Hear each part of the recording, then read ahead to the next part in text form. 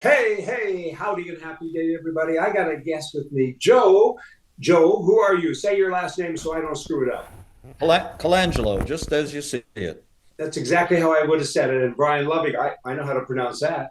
Hey, Joe and I, everybody, we had a talk just the other day on the telephone, and he brought up a subject that I'm aware of, but it occurred to me that many people aren't. And even if you are, it's always good to remind you what you already know. And it's REE, which is rare earth elements. And again, very few people have heard that term. Joe, since you and I did speak the other day, since that I've gone out and asked people, do you know what this is? And they have this blank look. And so I think it's kind of cool to talk about because people don't get what it is or the significance of what it is. Rare earth elements are a group of 17 elements. They're transition metals that are used for dozens and dozens of other things to be manufactured, cell phones and computers and so many other things. And you were talking about the Ukraine the other day and the significance of what Trump is trying to do in the Ukraine with all of their minerals and metals. We hear from Fox News and CNN and other places that we choose to listen to that it's all about metals, but nobody or very few people grasp the significance of what the metals are. Yeah, that's well, you explained it very well, Brian, as an overview. And I did send you editorial cartoon that was in the Globe and Mail in Toronto, which was a great editorial last week of President Trump and Elon Musk shaking down the Ukraine for those metals and their Yes. pockets. I thought that was very appropriate. And yeah, of course, we all know that President Trump is one smart guy and one smart negotiator. And, right now, because I'm involved in rare earth elements, and I'll tell you about that in the great state of Kentucky. And actually, although it is a blue state, quite frankly, southeastern Kentucky, where I do what I do in Narland County, where they just shot a judge about 3 weeks ago, it's as, American red as it gets. And those rare earth elements are basically their two biggest uses are aerospace and satellites, as well as they're being used for these new quantum chips that are coming out. Yeah. So, Well, one thing that I found interesting is like Apple, all of their cell phones are made in China, and Trump has been after them to come to America. And I've always wondered, why don't you come to America? I don't get it. But now that I've learned a little more from you about REE, rare earth elements, is that America used to produce upwards to 35% of all of the REE. Today, they don't produce any, except what you're no, doing. Hardly no, any. you're bang on. It's 95% of it is as produced. as of today, 90% of REE comes from China. Yeah, it's even, I've heard even higher. 70% of the global reserves are in China. Well, Now, it's interesting, Joe. I know that that's the popular thing that I just learned, and I've been talking to some members of parliament and some senators here since our conversation, and they say unequivocally at this point, new information that Canada has the largest known reserves of resources of rare earths in the world. well, Brian, I hope that to be true. And, I do too. I wonder if it's right. except that I just have to unfortunately, you can't get it out in a communist government, but more about that later as a dual citizen like yourself. But in Kentucky, just, again, kind of a layman's version is typically RE is called fire rock. And that's because it came from meteorite strikes to the earth. right. So there were very large meteor strikes in southeastern Kentucky in the coal mining regions. Mm-hmm. So what's basically happened there is that the metals are in the ponds for the coat tailings from processing coal. You need a couple of barrels of water for every barrel, metric ton of coal, et cetera, same as with oil. So these RE metals are in there, and I happen to be involved with an organization that has the only patented technology in North America, and it's a U.S. patent. Right. So it's well positioned to produce RE. And So to get that produced in America now is a big deal. Like even I wondered with Trump, like this Trump, you know what? He's an amazing guy. He kind of comes at things like this, and you never quite know what he's doing until it's done. Like he said, "Hey, Ukraine," and Ukraine has so much of this REE, just so much of it. And he says, "Sign the mineral deal with me, and you guys can have half the profits." And I thought, okay, why are you giving them half? Well, they're getting half because they have to spend that half on the development projects, the infrastructure, and the state-owned enterprises that have been destroyed by the war. So, Yes. so Yep. he gets to build all the phones and everything in America, and he gets to rebuild the Ukraine and talk about goodness. I mean, that's pretty smart stuff. So apparently that deal is now done. I don't know that it's signed yet, but apparently it's being signed or getting ready to be signed or something. But I've got a little list here I wanted to share with you because you can add to it. This is what a senator sent this to me this morning, and a senator in Nebraska. He says, here's some of the necessary components. There's over 200 products that we've identified so far across a wide range of applications in high-tech consumer products like cellular phones, computer hard drives, electric vehicles, flat screen monitors, and televisions, defense applications.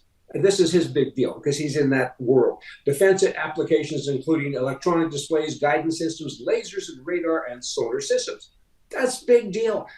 And America doesn't produce any of it, except you. You're producing it now. Well, yeah, it's very interesting. Again, where people have been distracted over many things here the last number of years, and It's a huge distraction. If Trump gets this deal done with Ukraine, Apple can start to make all of their apples, their cell phones in America because yes, yeah, yeah, everything. and the other thing, Brian, we touched on it briefly, I guess, yesterday, is that again, President Trump, brilliant.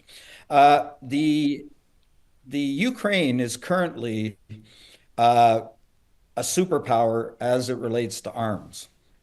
They have 2 million drones, and America only produces 100,000 of them a year, and Ukraine have 2 million in their arsenal today. Easier for them, Joe, because it's America's money.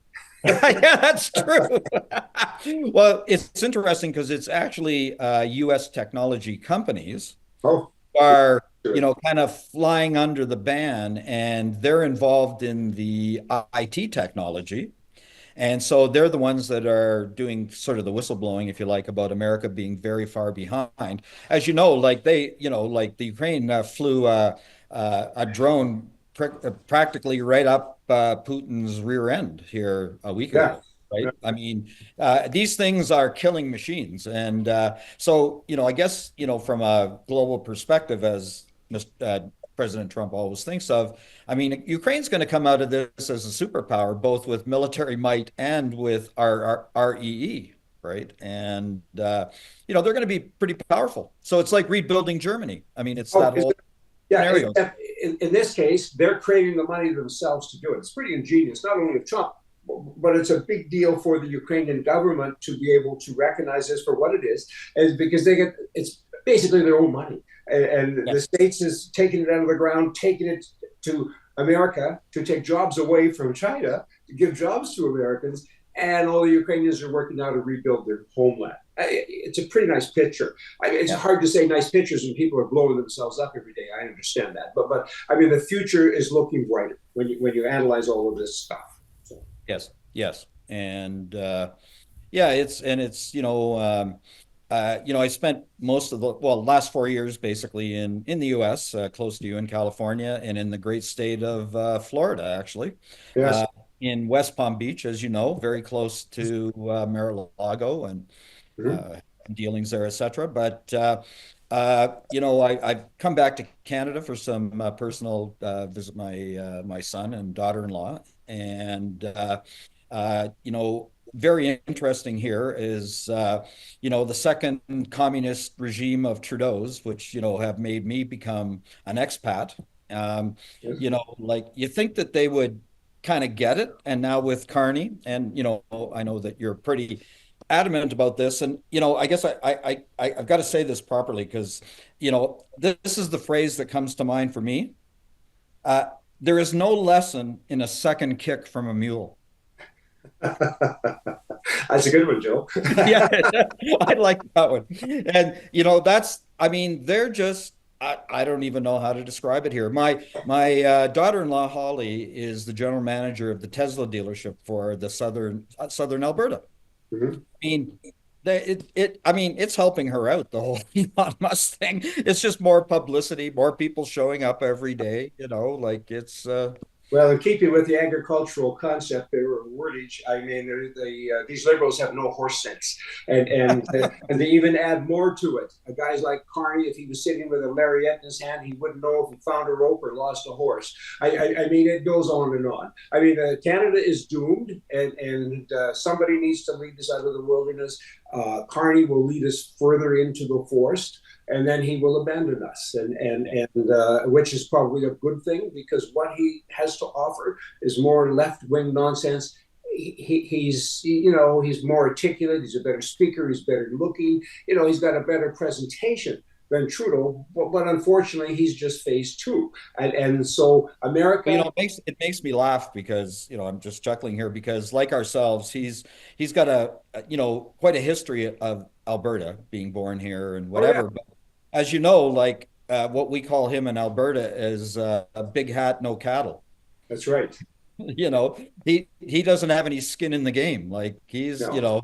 I mean, Well, he's a citizen, in three countries. I mean, talk about polygamy.